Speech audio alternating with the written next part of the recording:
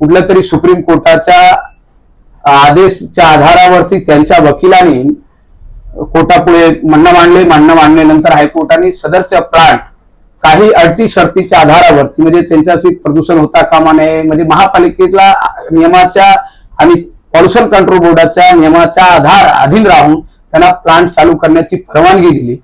पण दिल्यानंतर त्यांनी आरडीसी कॉन्क्रीट इंडियावाल्यांनी लगेच 13 तारखेला ऑर्डर झाली आणि 14 तारखेपासून त्यांनी सुरुवात केली। म्हणजे बघा त्यांची मस्ती किती आहे।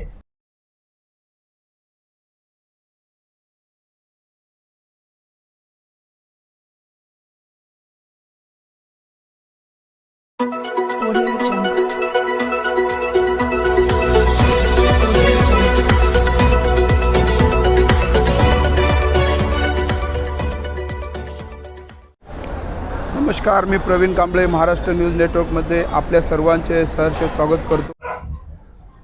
काय सांगाल रामभवन साहेब, आज तुम्ही अचानक पत्रकार परिषद या ठिकाणी बोलवलेली आहे, नेमकं कारण काय काय सांगाल? विषय असा आहे की आपल्याला माहित आहे की 1 महिन्यापूर्वी सगळे प्लांटच्या विरोधात नागरिकांनी आवाज उचलली होती आणि त्याच्या अगोदरपासून माझ्या पत्रव्यवहारानुसार आदरणीय मंत्री महोदय साहेबांनी जिल्हा भाईंदर महापालिकेला आदेश दिले होते की जे मासाच्या पाडा येथे प्रभाग क्रमांक 14 मध्ये जे आरएमसी चे प्लांट आहे ते 5 प्लांट बंद करा।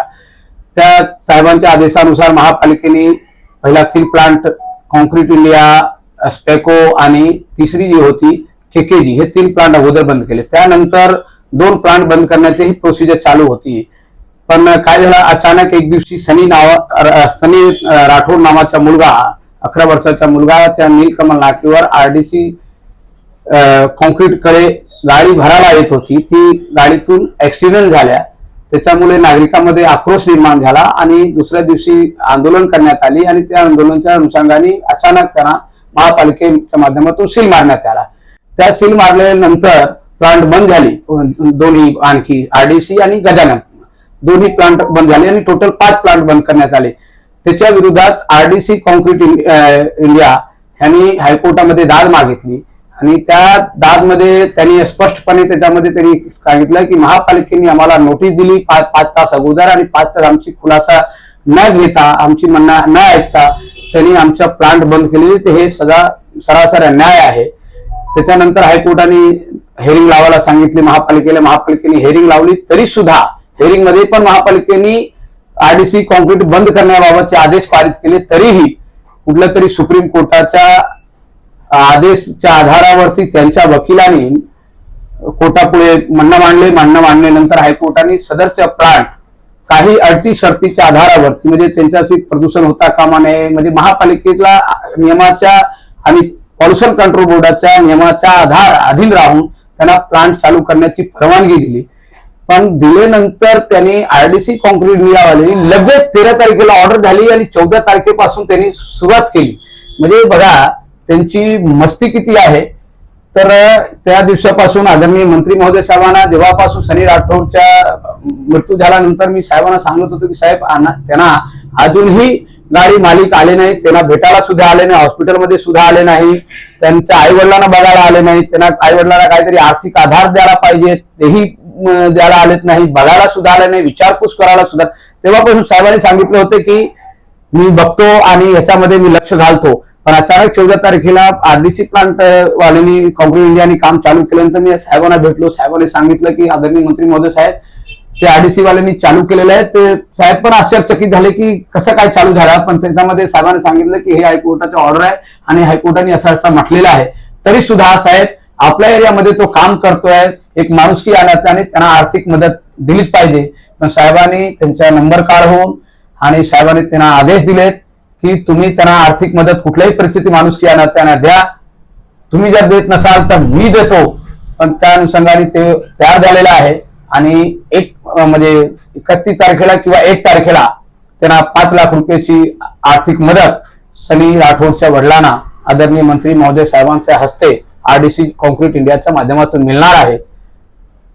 हेच आपल्या माध्यमातून माहिती देण्याकरता आज आपल्याला बोलवलेले आहे। सर, या ठिकाणी प्रश्न हा निर्माण होतो की एवढ्या प्रदीर्घ काळामध्ये पोलिसांनी जी कारवाई करायची होती त्या कारवाईमध्ये एवढ्या मोठ्या प्रमाणात दिरंगाई का केली? नाही बघा, पोलिसांची तपास व्यवस्थितपणे सुरू आहे आणि त्या तपासामध्ये एक एक चीज सीसीटीव्ही कॅमेराच्या माध्यमातून सगळे घेणार, फॉरेन्सिक लॅब वगैरे सगळ्या गोष्टीचा तपास चालू आहे आणि पोलिसांची तपास योग्य रीतीने चालू आहे. पण याच्यामध्ये एक चीज आहे की आजपर्यंत ज्यांच्या गाडीतून ही दुर्घटना घडली त्याच्या ड्रायव्हरचा अरेस्ट केला गेला आणि तो ड्रायव्हर जामीनवर, त्याची मुक्तता सुद्धा झालेली आहे, जामीनवर तो सुटलेला सुद्धा आहे. पण गाडीवाल्यांनी अजूनपर्यंत सनी राठोडच्या आई वडिलांना भेटायला सुद्धा आले नाही. हे फार दुर्दैवी गोष्ट आहे. मग तो भेटायला न येण्याचं कारण काय? त्यांना मला वाटतं कोणा कोणतरी त्याची पाठराखण आहे, तेव्हापासून आला नाही. याचा अर्थ कोणतरी त्या पाठीची घालतोय किंवा कोणतरी त्यांना गुरु भेटलेला आहे म्हणून तो आला नाही. आजपर्यंत आले, त्याच्या मालकांचा फोनही स्विच ऑफ आहे.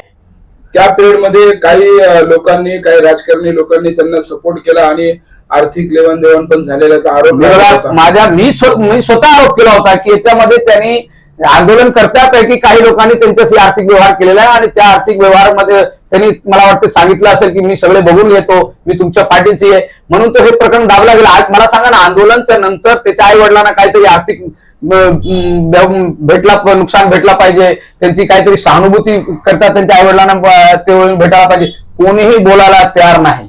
आणि हे आता परत आरडीसी कॉन्क्रीट इंडिया सुरू झाल्यानंतर परत हा बुमाबूम चाललेला आहे. तर मी त्या बुमाबूम मध्ये पडत नाही.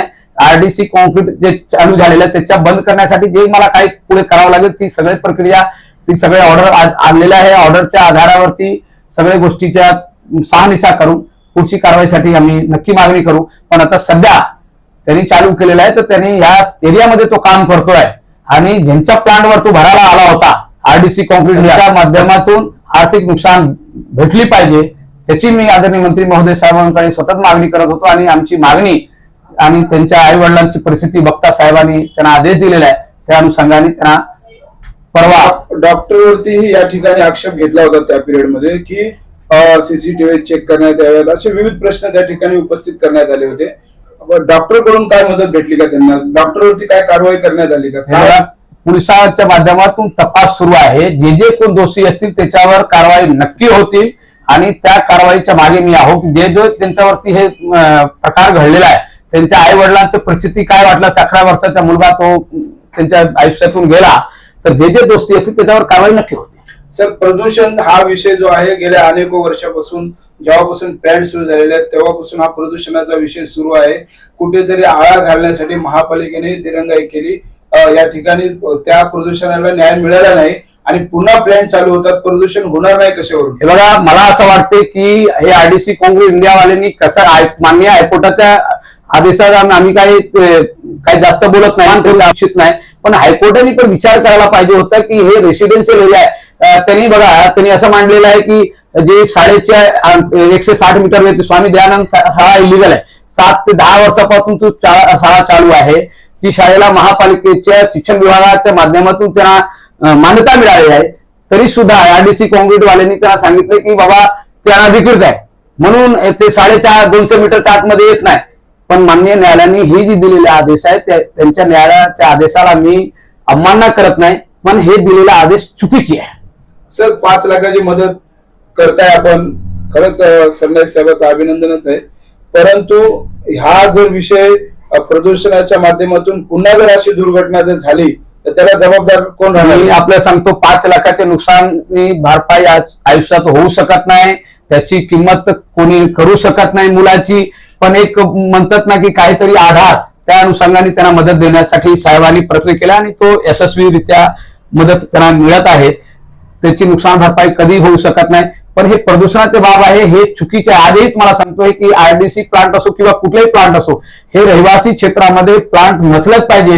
याच्यासाठी महापालिकेने कुठल्या तरी एक एरियामध्ये इंडस्ट्रीयल झोन म्हणून, औद्योगिक क्षेत्र म्हणून त्यांनी निर्धारित करावा आणि त्या ठिकाणी ज्या शहरासाठी विकासासाठी प्लांटची पण गरज आहे त्या ठिकाणी 4-5 प्लांट तुम्ही करा. पण एकच ठिकाणी 200 मीटरच्या अंतरामध्ये 5-5 प्लांटची परवानगी देणार, हे क्षेत्रामध्ये तुम्हाला परत सांगतोय की त्या काळच्या स्थानिक भ्रष्ट नगरसेवक आणि मनपामध्ये असलेल्या सत्ताधारी आणि प्रशासनचे भ्रष्ट अधिकारी, ढोले बाबा असू द्या किंवा सचिन बच्चाव असू द्या, हे सगळे लोकांनी हे आर्थिक व्यवहार करून या ठिकाणी प्लांट उभारण्याकरता परवानगी दिलेली आहे. त्याच्यामध्ये कंचन गायकवाड प्रभाग अधिकारी होते की विद्युत पुरवठा खंडित केला होता, तरी त्यांना आर्थिक दंड लावून आरडीसी वालेकडनं पैसे घेऊन त्यांनी, मी तर सरळ आरोप करतोय की हे लोकांनी रिश्वत घेऊन आरडीसीला तेव्हा विद्युत खंडित केलेल्या काटकर साहेबांनी त्यांना विद्युत जोडणीसाठी त्यांनी परवानगी दिली.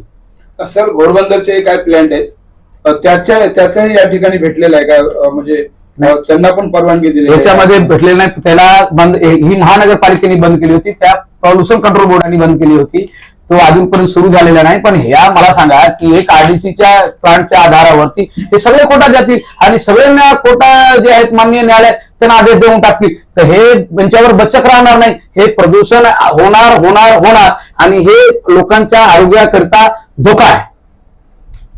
शेवटचं अपील काय करू इच्छिता? माझ्या एवढेच अपील आहेत महापालिकेला की महापालिकेने त्याच्यावरती रिव्ह्यू पिटिशन दाखल करावी आणि हे दिलेले आदेश जे आहे माननीय न्यायालयाने प्लांट सुरू करण्याचा, आता पुन्हा हे सगळेचे सगळे प्लांट बंद करावे आणि याच्या पुढे कुठल्याही परवानगी हायकोर्टातून मिळाली नाही, त्याच्यासाठी महापालिकेचे विधी विभाग अधिकाऱ्याने त्याच्यासाठी आपली बाजू वकिलाच्या माध्यमातून भक्कमपणे मांडावा. मला वाटते की नारायण बुमनाथ महापालिकेचे जे वकील आहे त्यांनी त्या ठिकाणी व्यवस्थितपणे बाजू मांडू शकले नाही, म्हणून ह्या आरडीसी कॉन्क्रीटला माननीय न्यायालयाने खोलण्याचा सुरू करण्याचा आदेश पारित केलेला आहे. धन्यवाद.